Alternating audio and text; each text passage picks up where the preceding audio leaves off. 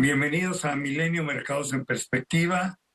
La semana que recién termina fue razonablemente buena para los mercados bursátiles, con excepción del viernes, que todos los mercados tuvieron un descalabro más o menos importante.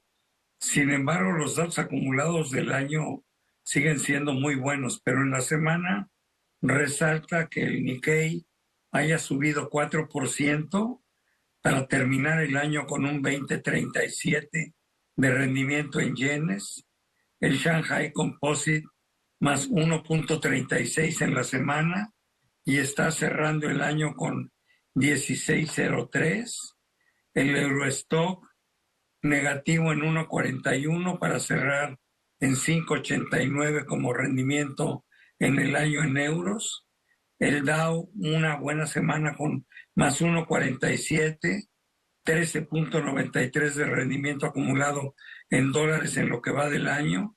El S&P 1.49 positivo para acumular un rendimiento del 24.84 y el campeón es el Nasdaq con una semana de más 1.65 y cerrando con un rendimiento del 31.19 en lo que va del año.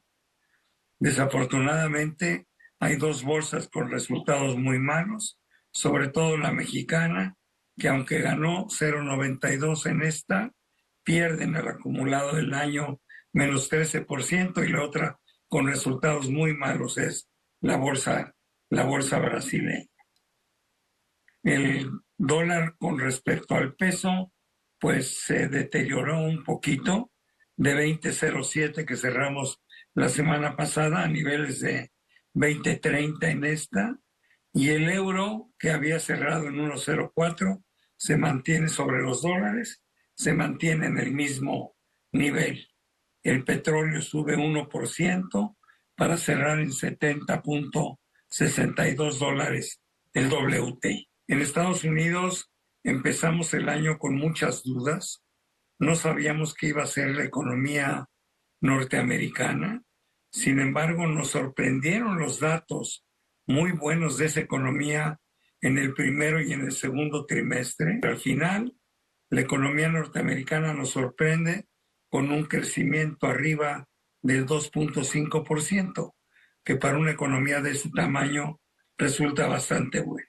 En la segunda parte del año, donde se bajó casi un punto, bueno, sin el casi, un punto completo la tasa de interés.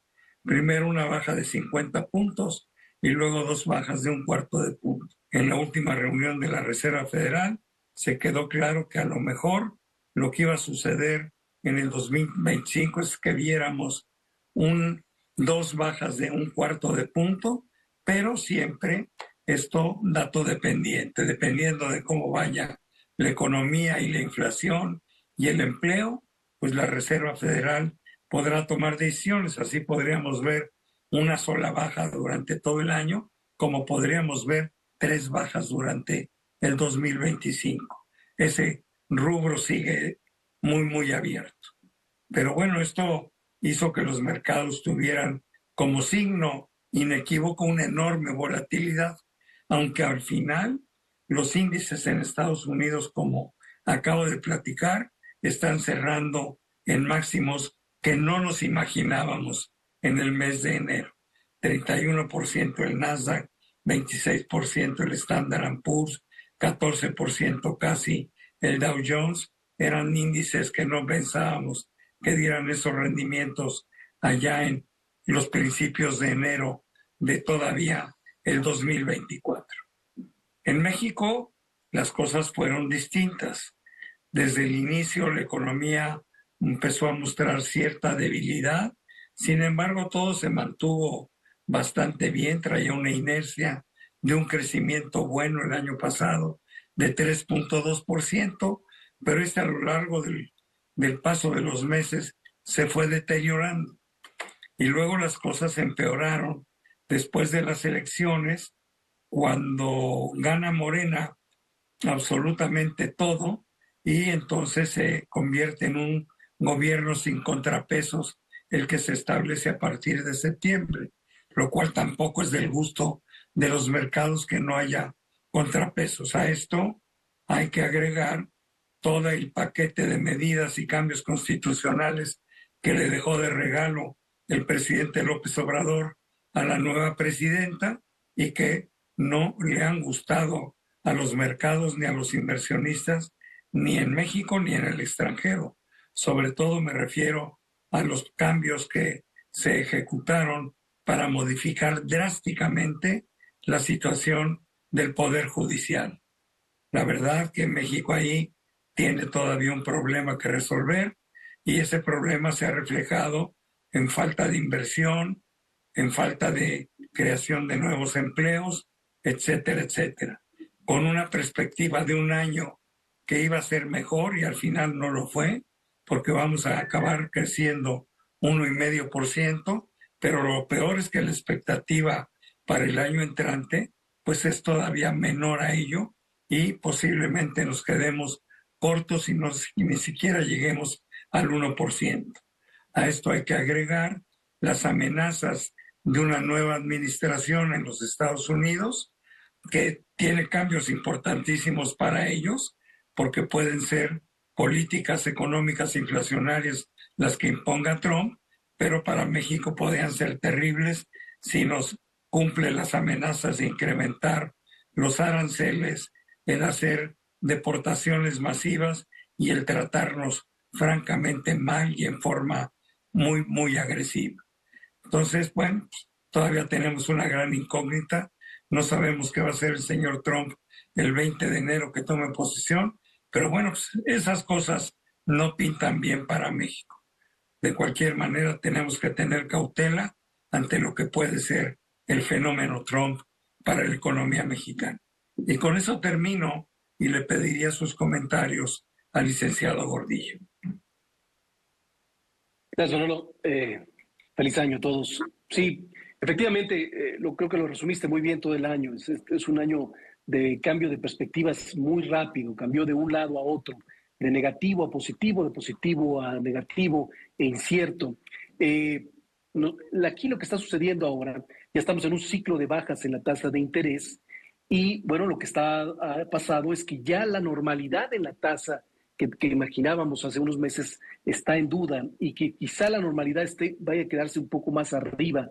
A normalidad me refiero a sin estímulos. ¿Cuál es la tasa que debería a la que se va a estacionar en el tiempo, la tasa de fondeo?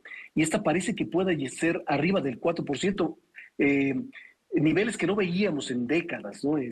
Estábamos acostumbrados a que a lo mejor la normalidad bajara del 3%, fuera 2,5% en Estados Unidos. Entonces, que se acerque al 4% es algo diferente. Ahora, la economía ha enseñado que aguanta este niveles de tasa de interés, que los percibe, que no necesariamente esto le provoca una crisis.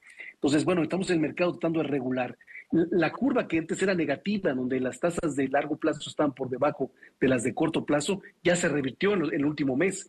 La tasa de fondeo ya está por debajo de la tasa de 10 años, lo cual te hace pensar pues que las cosas se están regulando y estamos llegando a la última fase del ciclo de bajas en la tasa de interés. Ahora, lo que viene es incierto. Normalmente así estamos en el último mes con cierre el año, sobre el año que viene, mucha incertidumbre, pero eso es un año todavía atípico porque la nueva regulación de Trump va a generar mucho ruido y va a generar mucho movimiento.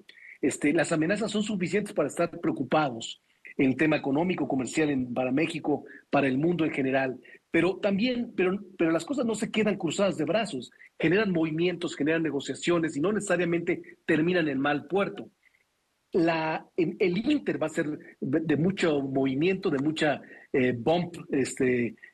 volatilidad para los mercados financieros, no necesariamente el final. Entonces, eso es lo que hay que entender. Quizá el escenario más malo no lo vamos a ver como que se cumpla, pero sí la amenaza va a ser suficiente como para ver mucha volatilidad del tipo de cambio en las tasas de interés, en las bolsas de valores. Entonces hay que tener esto en cuenta para el año que entra, para algunos aprovecharlo como oportunidad, pero para otros tener una posición defensiva en momentos complicados. No vender cuando las cosas están más preocupantes, pero tampoco estar tan flat y esperar que subirse en la montaña rusa porque vamos a obtener malos momentos seguramente en el año.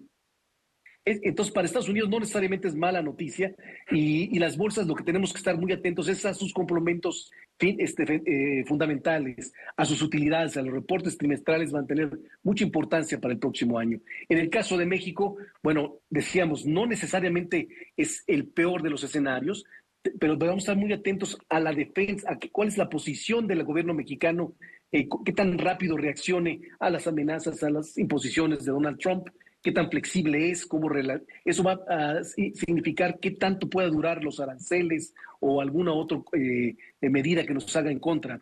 No necesariamente o sea, el escenario de pensar que vamos a tener aranceles de 25% por varios años es imposible, no lo aguanta la economía norteamericana ni la economía mexicana, pero sí puede haber semanas o meses con esos tipos de aranceles. Entonces, eso es lo que hay que estar muy atentos y tratar de provocar la mejor defensa de nuestras inversiones para el 2025.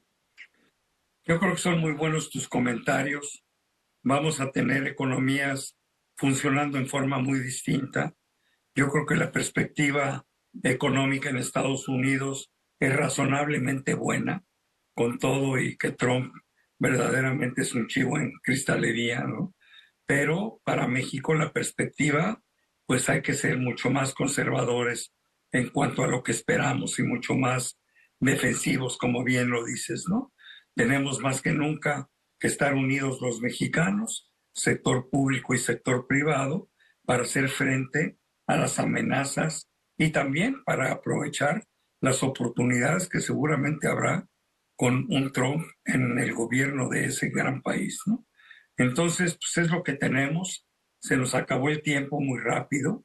La semana entrante daremos el cierre de los principales índices bursátiles y nos atreveremos a decir un poco la perspectiva de lo que pensamos que se puede obtener en ellos en términos de rendimientos y utilidades o pérdidas si fuera el caso, ¿no? Pero bueno, pues lo vamos a hacer. Sin embargo, yo quiero nada más despedirme diciendo, les deseo muy felices fiestas, que lo pasen con mucha salud y que tengan mucha prosperidad en el 2025. Ahora sí que nos vemos el año entrante. Muchísimas gracias. Gracias, Jorge, pero sobre todo, gracias a ustedes por habernos ayudado a entrar a sus hogares durante todo el 2024. Muy amables. Muchas gracias. Gracias, tío Manolo. Feliz año. Que estén muy bien.